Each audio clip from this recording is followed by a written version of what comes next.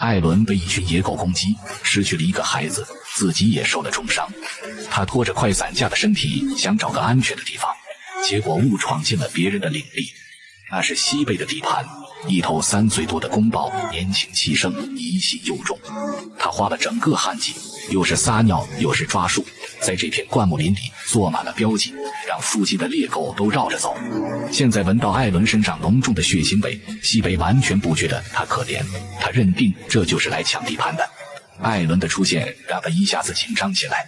趴在樹上的西貝緊緊盯着他的一舉一動，等到艾倫走近，他瞬間從樹上衝了下來。艾倫趕緊趴低身子，喉嚨裡擠出呜呜的示弱聲，還把身體側過來，露出野狗留給他的那道嚇人的傷口。但西貝不吃這一套，或者說根本不信。年輕公豹的世界很簡單，不是自己人就是敌人。他一個猛撲爪子，狠狠拍在艾倫受傷的腿上，酸心的疼讓他眼前一黑，直接癱倒在地。西貝站在他面前，鼻息噴在他臉上，那眼神明明白白，要麼自己爬出去，要麼被我扔出去，沒得選。艾倫用前腿撐着，一點一點把自己從土裡拖起來，頭也不回地朝西邊挪。每走一步，受傷的腿都像踩在燒紅的鐵塊上。西邊是片乾旱的荒地，雨水少得可憐，草稀稀拉拉的，連最耐旱的角馬都不愛去。但那儿也有好處，很少听到獅子的吼聲和獵狗的怪笑。对現在的艾倫來說，沒有天敵的荒涼地方，比食物多卻要拼命搶的地方更安全。這條路比他想的更難走。第7天傍晚，他聞到了水汽，還有一股從沒聞過的腥味。眼前是條快乾涸的小河，河床裂開大口子，只在最深的地方還積着幾灘渾濁的水，而水裡竟然有東西在動，是魚。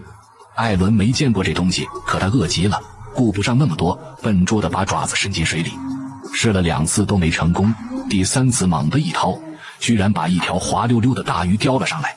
他咬開那陌生的魚肉，一股清涼帶油脂的滋味在嘴裡化開，雖然刺多，腥味也重，但這是實實在在的肉。活下去的路好像亮起了一點光。就在他埋頭吃魚的時候，遠處忽然傳來一陣響動，沉重的腳步聲夾雜着粗重的喘氣。艾倫渾身的毛瞬間豎了起來，他猛地抬頭，不遠處走出來3頭獅子，一個個膘肥體壯，走起路來肩胛骨在皮下滾動，黃眼睛裡全是旱季餓出來的煩躁。領頭的母獅是馬奧西，他的獅群因為找不到吃的，把巡邏範圍擴到了這裡。獅群顯然也沒想到會在這兒遇見一隻豹子。馬奧西抽了抽鼻子，眼睛死死盯住艾倫。3頭母獅瞬間將他圍住。跑！這個念頭在艾倫腦子裡炸開。已經晚了，他根本不是母獅的对手，只能不停護住身上的要害。好在獅群並沒把他放在眼裡。最後馬奧西帶着獅群漸漸走遠。艾倫趴在地上大口喘氣，受傷的腿止不住的發抖。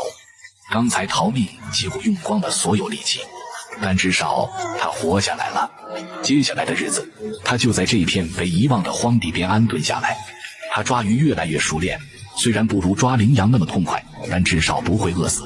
傷口也在慢慢愈合，這兒又乾又熱，但至少沒有西貝那樣的家伙來驅趕他，也沒有獅群整天在附近轉悠。他的身體終於能喘口氣了。更重要的是，他慢慢摸清了這塊地方的脾氣。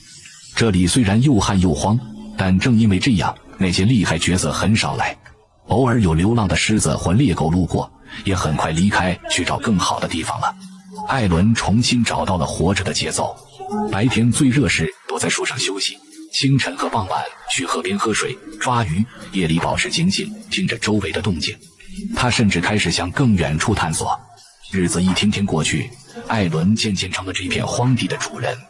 他知道每一個能藏身的洞，每一條能快速逃跑的小路，每一個可能找到点食物的小角落。雖然活着依然艱難，但至少不用整天提心吊膽，害怕被更強大的家伙趕走或吃掉。草原的規矩總是這樣，他先用尖牙和絕望把你逼到絕路，再在看起來沒路的地方悄悄留一道很窄的縫，能不能鑽過去就看你能不能咬緊牙關再往前爬一步。艾倫趴在大土堆的陰影裡舔了舔嘴角，遠處的天色開始發白，新的一天又要來了。